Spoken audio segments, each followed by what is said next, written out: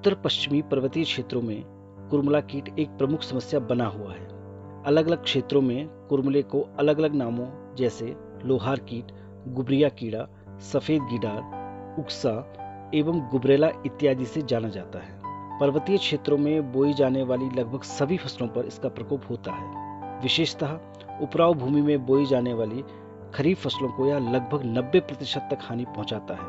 इससे होने वाले आर्थिक नुकसान को देखते हुए इस पर नियंत्रण करना आवश्यक बन जाता है।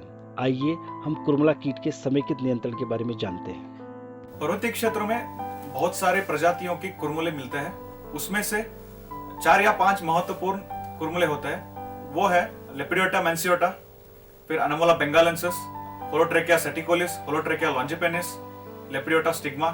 ये महत्वपूर्ण कीट है। इन प्रजातियों से होने वाले नुकसान स्थान, ऊंचाई, वर्षा, मिट्टी, पौधे एवं जलवायु पर निर्भर करता है। फर्स्ट स्टेज में गुबरेले मई जून में व सायंकाल में मिट्टी से बाहर आते हैं और आसपास की झाड़ियों एवं पेड़ों पर प्रायः प्रजनन क्रिया करते हैं। फिर सुबह होते ही मिट्टी में चले जाते हैं। प्रजनन क्रिया के लगभग 4 से 6 दिन बाद मादा अपने अंडे मिट्टी में देना शुरू कर देती है। फिर इन अंडों से गिडार निकलते हैं जिनको हम कुरमुला कहते हैं। यह कच्ची गोबर खाते हैं। सेकेंड स्टेज में यह पौधे की जड़ों को खाने लगते हैं, जिससे अगस्त सितंबर तक पौधे पीले पड़कर सूखने लगते हैं। यह गिडार फिर ठंड से बचने के लिए मिट्टी में काफी नीचे चले जाते हैं और फिर जब तापमान बढ़ता है तब मार्च अप्रैल के समय यह फिर से ऊपर आते हैं और प्यूपा में बदल जाते हैं। थर्ड स्टेज में 20 से 25 दिनों बाद यह गुबरेला निकलते हैं और इस प्रकार एक कीड़े की एक साल में एक प्रजाति पाई जाती है। कुरमुला फलों में सेब, खुमानी, नाशपाती, आड़ू की पत्तियों को, फूलों में यह डहेलिया, गुलाब, गुड़हल की पत्तियों को एवं फसलों में मक्का, फ्रेंच बीन, सोयाबीन इत्यादि की पत्तियों को खाकर नुकसान पहुंचाते हैं। फिर यह मई जून से सितंबर अक्टूबर के समय जमीन में अंडे देते हैं। उन अंडों से ग्रब निकलते हैं। फिर यह खरीफ में धान, मंडुआ, मादिरा, उड़द, मिर्च, टमाटर इत्यादि फसलों को हानि पहुंचाते हैं। मार्च अप्रैल के महीने में सतही जमीन की गहरी जुताई करनी चाहिए, जिससे उसमें पल रहे कुरमुला कीट की विभिन्न अवस्थाएं सूर्य की किरणों के प्रकाश से प्रभावित हो सके। जुलाई अगस्त माह में खेतों में निराई गुड़ाई करते समय कुरमुलों को हाथ से एकत्रित कर नष्ट किया जा सकता है। सड़ी हुई गोबर की खाद का प्रयोग करें। कच्ची गोबर की खाद का प्रयोग करने से कुरमुला का प्रकोप बढ़ता है।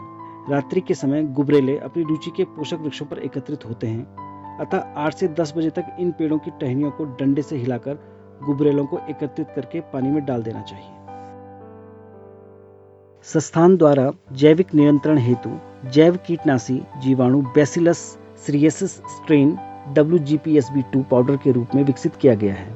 मई माह में इस पाउडर को 200 ग्राम प्रति नाली की दर से 10 किलोग्राम गोबर अथवा कंपोस्ट की खाद में मिलाकर 2 या 3 सप्ताह के लिए छायादार स्थान में रखने के बाद अंतिम जुताई जून प्रथम सप्ताह के समय खेत में समान रूप से बिखेर देना चाहिए।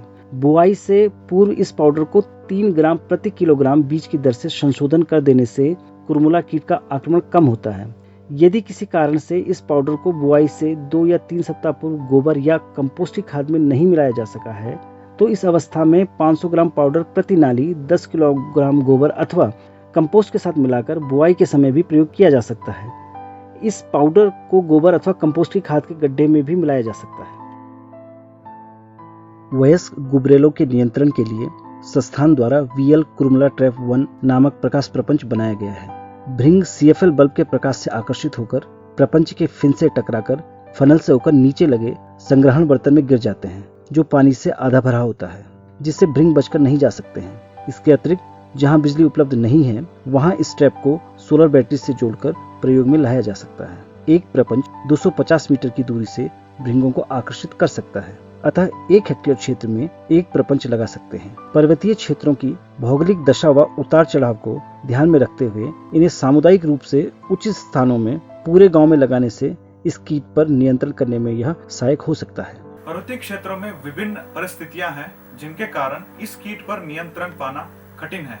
फिर भी किसान बंधु सामूहिक तौर पर लगातार प्रयास करें तो निश्चित ही इस कीट के नियंत्रण में सफलता प्राप्त कर सकते हैं।